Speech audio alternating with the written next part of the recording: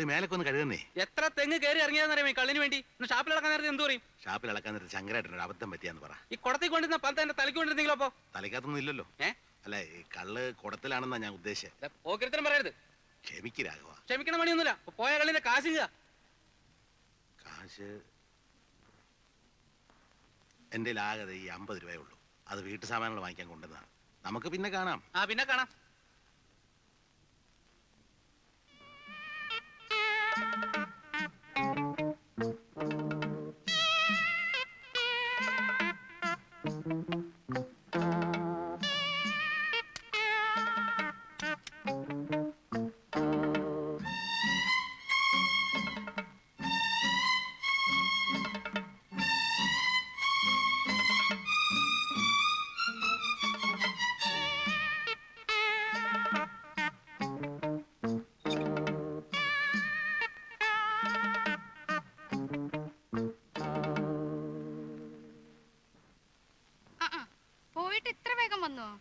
പോയില്ല. പകുതി വഴിയുന്നപ്പോ ഒരു സംശയം. എന്തേ? അലക്കുന്ന സോപ്പ് സൺലൈറ്റ് ആണോ 500 ആണോ? അതിപ്പോ ഏതായാലും പോരെ. അത് ശരി. അപ്പൊ സോപ്പ് മിനിക്കാരെ വെറുതെ ഒരു പേരുണ്ടാക്കിയിരിക്കുക. നിന്നോട് ചോദിച്ചിട്ട് കാര്യമില്ല. ഗീതേ, ഗീതേ, എന്താ?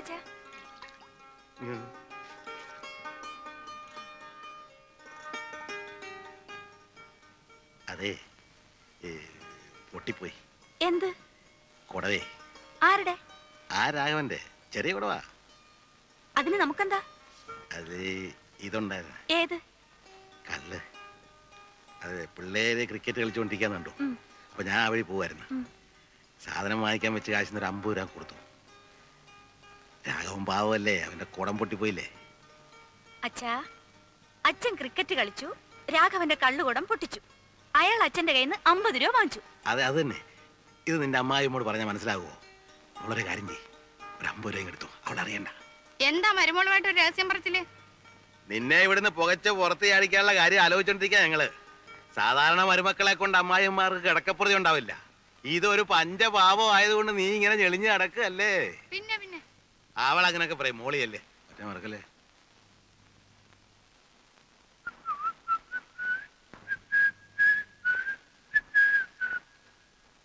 എന്റെ അമ്മായിമ്മ കണ്ടില്ലല്ലോ. ഇല്ല. ആ കുന്തം കളിച്ചിന് കണ്ണി കണ്ടെന്ന് ഉടക്കണ്ട. ഓ, അപ്പൊ അവളത് പറഞ്ഞല്ലേ. നിങ്ങൾക്ക് നാണമില്ലേ ഇങ്ങനെ കൊച്ചു പിള്ളേരുടെ കൂട്ട് കളിച്ചു നടക്കാൻ? എടി, എന്റെ ശരീരത്തിനെ പ്രായമായിട്ടുള്ളൂ, മനസ്സ് ഇപ്പഴും ചെറുപ്പാ. ഷഷ്ടിപൂർത്തി 6 ആവുമ്പോഴാ ചെറുപ്പം. വെറുതെ അല്ല, 34 വർഷം ശരിക്കും അധ്വാനിച്ചിട്ടാ ഇപ്പൊ സൂഹിക്കുന്നേ. ഗവൺമെന്റ് സർവീസുള്ള മറ്റ് ഡ്രൈവർമാരെ പോലെ കുത്തിയിരുന്ന് ഉറക്കം തൂങ്ങായിരുന്നില്ല എന്റെ ജോലി. കളക്ടർമാര്, മന്ത്രിമാര്, പോലീസ് ഓഫീസർമാര്, ഇവരെയൊക്കെ പുറകിലിരുത്തി രാവും പകലും വണ്ടി ഓടിച്ചിട്ടുള്ളവനാ ഞാൻ. അന്നൊക്കെ കേന്ദ്രത്തിൽ നിന്നൊരു VIP വന്ന ആദ്യം അന്വേഷിക്കുന്നത് ഡ്രൈവിങ്ങിന് ശങ്കരൻ നായരെ കിട്ടുമെന്നാ. എന്തുകൊണ്ടാ? എന്റെ സൽപ്പേര് കൊണ്ടും സർവീസുള്ള എന്റെ ആത്മാർത്ഥം കൊണ്ടുവാ. ഇപ്പൊ പെൻഷനായി, ഇനിയുള്ള കാലം സുഖമായിട്ട് വിശ്രമ ജീവിതം നയിക്കുക. വിശ്രമ ജീവിതം നയിക്കാനാവും സൈക്കിൾ എടുത്തിട്ട് ഇങ്ങനെ വിശ്രമം ഇല്ലാതെ ചുറ്റുന്നത്? എടി, എനിക്ക് എന്താണ് ഇപ്പൊ ഒരു കുഴപ്പം? ശാലീന സുന്ദരിയായ ഒരു ഭാര്യ. ആരും കേട്ടില്ല. മൂത്ത മകൻ ബാങ്ക് ഉദ്യോഗസ്ഥനാ. ഇന്നല്ലെങ്കിൽ നാളെ അവൻ മാനേജരാ. പിന്നെ രണ്ടാമത്തെ മകൻ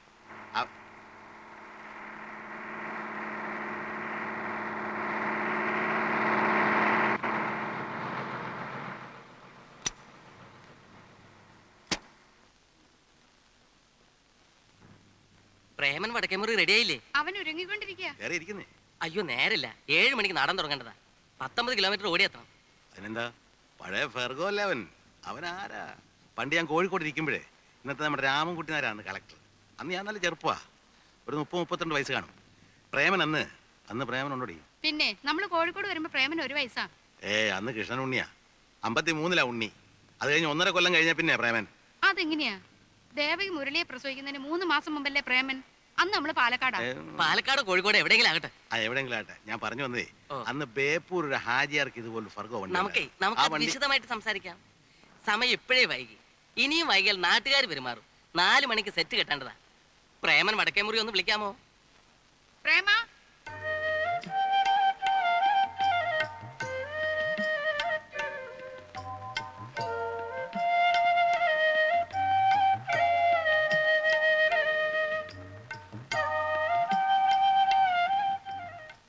വണ്ടി വന്നു. കുറച്ച് വെയിറ്റ് ചെയ്യട്ടെ. അവര് വെയിറ്റ് ചെയ്യുമ്പോ ഈ നാട്ടുകാർക്കിടയിൽ എന്റെ വെയിറ്റ് ഒന്ന് കൂടും. അത് കൂടും. പക്ഷേ അവര് വെയിറ്റ് കുറഞ്ഞ വേറെ ആളെ നോക്കും. അല്ലെങ്കിൽ തന്നെ മാസം 4-5 കളിയേ ഉള്ളൂ. നീ ഈ വെയിറ്റ് കൂട്ടി കൂട്ടി അതും കൂടി ഇല്ലാണ്ടാക്കും. എന്റെ അമ്മേ, മലയാള നാടക ലോകത്ത് എനിക്ക് പകരക്കാരനായി ഒരൊറ്റ ആളേ ഉള്ളൂ. ആരാ? ഞാൻ തന്നെ. ഇത് എന്റെ അഭിപ്രായമല്ല, നാടകപ്രേമികൾക്ക് മൊത്തത്തിലുള്ള അഭിപ്രായമാണ്. ഓ, എന്ത് കുന്തെങ്കിലും ആവട്ടെ, നീ അങ്ങോട്ട് ചെന്നേ. അവർക്ക് 4 മണിക്ക് കട്ടൻ കിട്ടാനുള്ള അത്രേ. അതെന്റെ ജോലിയല്ല. ഞാൻ നടനാണ്, നടൻ മാത്രമാണ്. 6 സിലിണ്ടർ അല്ലേ? അതെ. എഞ്ചിൻ എങ്ങനെ? എഞ്ചിന് കുഴപ്പമൊന്നുമില്ല. കയറ്റമൊക്കെ നല്ല ആ വലുവായിരിക്കും. നല്ല വലുവാ. അതാ ഇവന്റെ ഒരു കണ്ടീഷൻ. ആ പ്രേമ മടക്കമുറിയുടെ അച്ഛനല്ലേ? കണ്ടിട്ട് എന്ത് തോന്നുന്നു? നല്ല ചായ. ആ, പണ്ട് മുതലേ കലാകാരന്മാരുടെ കുടുംബമാണ് ഞങ്ങളുടെ. എൻ്റെ ഒരു അമ്മാവനുണ്ടായിരുന്നു, വടക്കേമുറി ഉണിക്കണ്ടൻ നായർ. രാവണവധത്തിൽ ഹനുമാന്റെ വേഷം കിട്ടുക. ഉടുത്ത് കെട്ടി വന്നാൽ അസൽ ഹനുമാൻ തന്നെ. ആ അമ്മാവന്റെ തനി സ്വരൂപമാ പ്രേമൻ. മതിയച്ച ആളുകളെ വധിച്ചത്. പോവാ. എടാ, അമ്മാവന്റെ ഹനുമാൻ വേഷത്തിൽ നിങ്ങൾ കയറണം. പറഞ്ഞതാ. ആ ഒന്ന് അനക്കി വിട്ട ചേറെ. ആ ഒന്ന് തള്ളിക്കേ. ആ ആ പിടിച്ചേ. ആ കൊടുത്തോ. ഭയങ്കര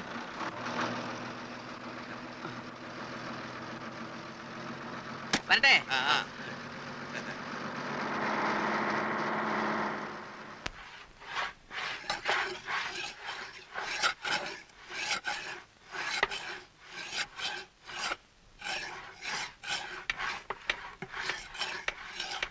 നേരം എത്രയായെന്നറിയോ? ഒരു 4-4:30 ആയി കാണും. അല്ല, വാച്ചല്ലേ കയ്യെ കിടക്കുന്നേ? സമയം അറിയാൻ പാടില്ലാഞ്ഞിട്ടല്ല. ഈ ഉളി തേക്കാൻ തുടങ്ങിയിട്ട് നേരം എത്രയായെന്നാ ഞാൻ ചോദിച്ചത്. തേച്ച് ഉളി തീരാറായി. മേസ്ത്രി, ഇത്രയും പേര് പണിഞ്ഞിട്ട് പണിയൊന്നും ആയില്ലെന്ന് പറഞ്ഞാ? ഒന്ന് വേഗം നോക്കണോ. നോക്കുന്നുണ്ട്. പണിയൊന്നും നടക്കുന്നില്ലെന്നേ ഉള്ളൂ.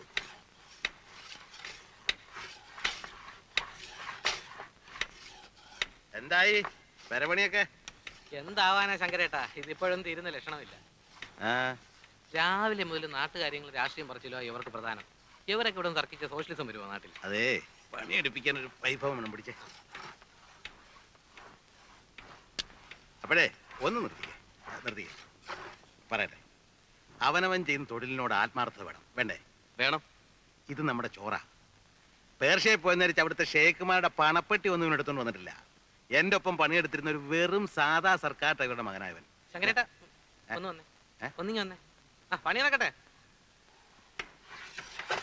ഉള്ള സമയം ഉപദേശികളേണ്ട. അത്ര നേരം പണിയെടുക്കട്ടെ. അല്ല, നമ്മൾ ഒന്നും അറിയാമത്തെ കിഴങ്ങന്മാരാന്ന് വിചാരിക്കരുതല്ലോ. വാന്നേ, വാ. മതിയല്ലേ? ഞാനിപ്പോ വരാം. ആഹാ, ഇതാരാ? നിങ്ങൾ എന്ത് മനുഷ്യനാ? മുരളിയെ കൊണ്ട് ഇതൊക്കെ എടുപ്പിക്ക? അതിനെന്താ അമ്മനെടുത്തി? പാലക്കാട് കോട്ടയത്ത് താമസിക്കുമ്പോ സ്ഥിരം പീഡിയപ്പൊക്കെ ഞാനല്ലായിരുന്നു. അതന്ന്. ഇന്ന് അങ്ങനെയാ? ആ, ഇന്നും അങ്ങനൊക്കെ തന്നെയാ. ഇവൻ അന്യനൊന്നും അല്ലല്ലോ, നമ്മുടെ കുട്ടിയല്ലേ. വാ മോനെ. ഞാൻ പറഞ്ഞ ശരിയല്ലേ? ഗീതേ,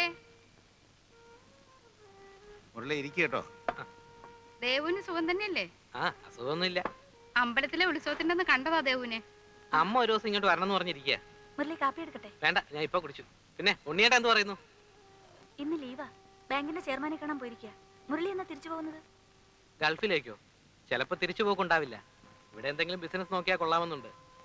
എത്ര കാലം അന്യനാട്ടിൽ കിടന്നിങ്ങനെ. വീട്ടിലാണെങ്കിൽ അമ്മ ഇന്ദു മാത്രമല്ലേ ഉള്ളൂ. ഇന്ദു ഇപ്പൊ പഠിക്കാൻ പോണില്ലേ? പഠിപ്പൊക്കെ നിർത്തി. മണ്ടിയാണെന്നേ. ഇനി കെട്ടിച്ചു കൊടുക്കണം. ഓ, ഇവറ്റകളെയൊക്കെ പഠിപ്പിച്ചിട്ട് എന്താ കാര്യം? ഇവിടെ ഒരുത്തിയുണ്ട്, രമേ. പഠിക്കുന്നുണ്ടെന്നൊക്കെ പറയുന്നല്ലേ. മോളത്തിന് എണ്ണ എടുത്ത്. ശരി. രമ വരാറായില്ലേ? പൂവ് കോളേജ് വിട്ടാ ചിലപ്പോ ഗോപുനെ കാത്തു നിൽക്കും. അവനും ട്യൂട്ടോറിയെന്ന് ഒരുമിച്ച് ആ ബസ്സിലാ വരിക.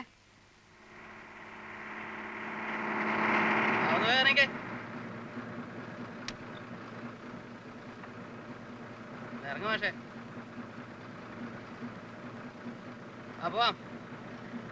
നിന്റെ പുറകെ നിന്നോട് എന്താ പറഞ്ഞത്? എനിക്കെങ്ങനെ അറിയാം? പോയി ചോദിക്കും.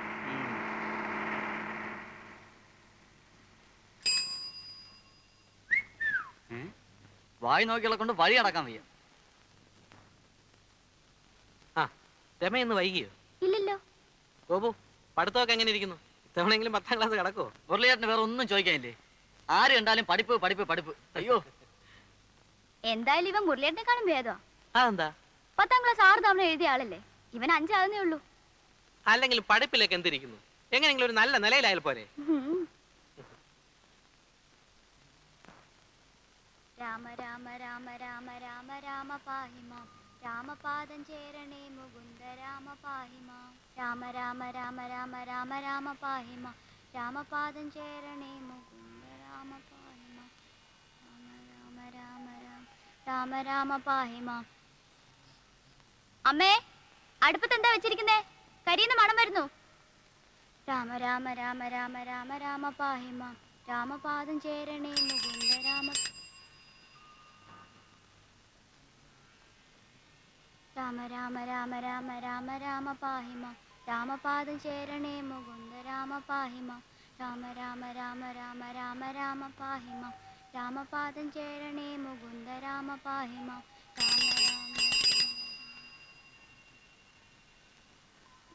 രാമ രാമ രാമ രാമ രാമ രാമ മതി, പാഹിമാ. മോളകത്ത് പോയിരുന്ന പോലെ പഠിക്കും.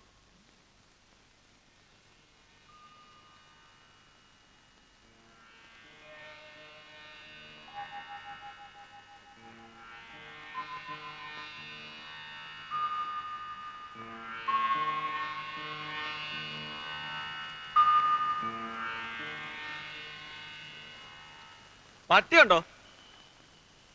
ശങ്കരൻ നായരുണ്ടോ? ഇതിൽ ആരെയാ ഇപ്പൊ വേണ്ടത്? ആ ആ, കുഞ്ഞമ്മന്നാണോ? വാ, അതോട്ടിരിക്കാം. മൂന്തി നേരത്തെ അകത്തേക്ക് കയറുന്നില്ല. ആ, എന്നാ പിന്നെ അവിടെ ഇരി. ആ പിന്നെ അച്ഛാ, ആ,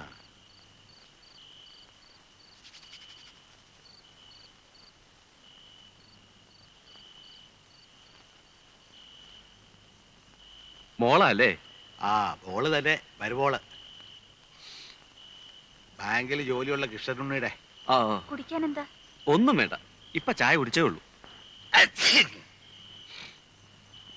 പുറത്ത് മഞ്ഞ് വീണ അപ്പ തുടങ്ങും മൂക്കടപ്പും തുമ്മലും. ആ ഞാനൊരു കോളും കൊണ്ടാ വന്നിരിക്കുന്നത്. ആ, ഹാജിയാരുടെ തടിക്കമ്പനിയില്ല ഞാനിപ്പോ ഒന്ന് അറിയാവല്ലോ. ആ. മുതലാളി ഒരു പുത്തൻ കാറ് മേടിച്ചിരിക്കുന്നു. ഫോറിനാ. നമ്മുടെ നിരത്തിലൊന്നും ഇറങ്ങാത്ത സാധനം. അവനെ അതിന്റെ തത്വത്തിലൊന്ന് കൊണ്ടു നടക്കാൻ ആരുണ്ടോന്ന് ചോദിച്ചപ്പോ ഞാൻ നിങ്ങളുടെ പേരാ പറഞ്ഞത്. അറിവും വിവരവും ഉള്ള ഒരു ഡ്രൈവർ നമ്മുടെ നാട്ടിൽ നിങ്ങളെ ഉള്ളൂ. അതുകൊണ്ട് മുതലാളി പറഞ്ഞത് നാളെ നിങ്ങളെയും കൂട്ടി അങ്ങോട്ട് ചെല്ലണമെന്നാ.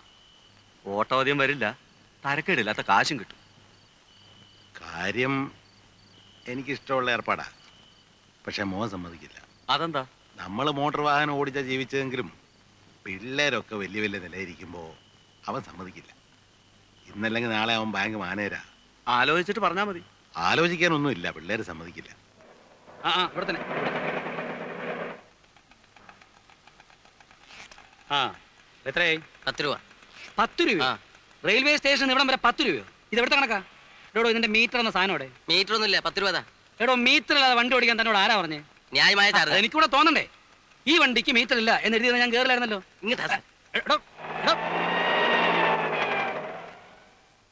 ഓ, ഈ നാട് അടുത്തങ്ങ് നന്നാവുമെന്ന് ആരും പ്രതീക്ഷിക്കണ്ട. എന്തു പറ്റി? അച്ഛാ, റെയിൽവേ സ്റ്റേഷനിൽ നിന്ന് ഇവിടം വരെ വരാൻ ഓട്ടോറിക്ഷയ്ക്ക് 10 രൂപ. ആ, 10 രൂപ ആകുമല്ലോ. 10 രൂപയോ?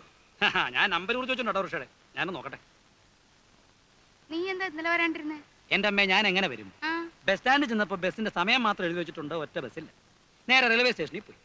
ഏതോ അമ്മമാരുടെ ബന്ധു കാരണം ഒറ്റ ട്രെയിൻ ഓടുന്നില്ല. പിന്നെ ഞാൻ എങ്ങനെ വരും? നിന്നെ കാണാണ്ട് അച്ഛൻ ഇന്നലെ രാത്രി ഉറങ്ങിയിട്ടില്ല ഉണ്ണിയെ. പോയ കാര്യം എന്തായി?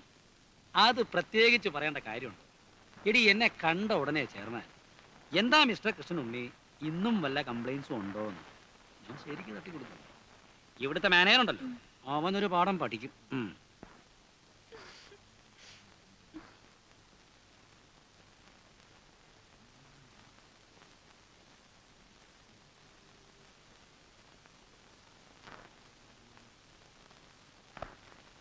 Railway ticket, okay. Bus charge, okay. Autorickshaw, അയ്യോ 10 രൂപ, അതും ഓക്കെ. പക്ഷേ ഈ 3 രൂപ എവിടെ പോയി? ആ 3 രൂപ നമുക്ക് പിന്നെ കണ്ടുപിടിക്കാം. അത് പറ്റിയല്ലോ, എവിടെ പോയി അറിയണ്ടേ? അയ്യോ, ഇത് എന്തിനെങ്കിലും ചെലവായി കാണും. ചെലവായതിന്റെ അല്ല, ആറ്റിൽ കളഞ്ഞാലും അളന്ന് കളയണം. ഇതേന്ന് ബാങ്കിൽ പോണ്ടേ? കുളിമുറിയിൽ വെള്ളം കോരി വെച്ചിട്ടുണ്ട്. കുളി കഴിഞ്ഞിട്ടാവും അളന്ന് കളയിലൊക്കെ. ഉണ്ണിയേട്ടാ, ഓ എടി, എന്നാലും ആ 3 രൂപ ഞാൻ അറിയാതെ പോകാൻ പാടില്ലല്ലോ. നിനക്കറിഞ്ഞൂടാ? ഇങ്ങനെയുണ്ട് ഒരു പിശുക്കൻ.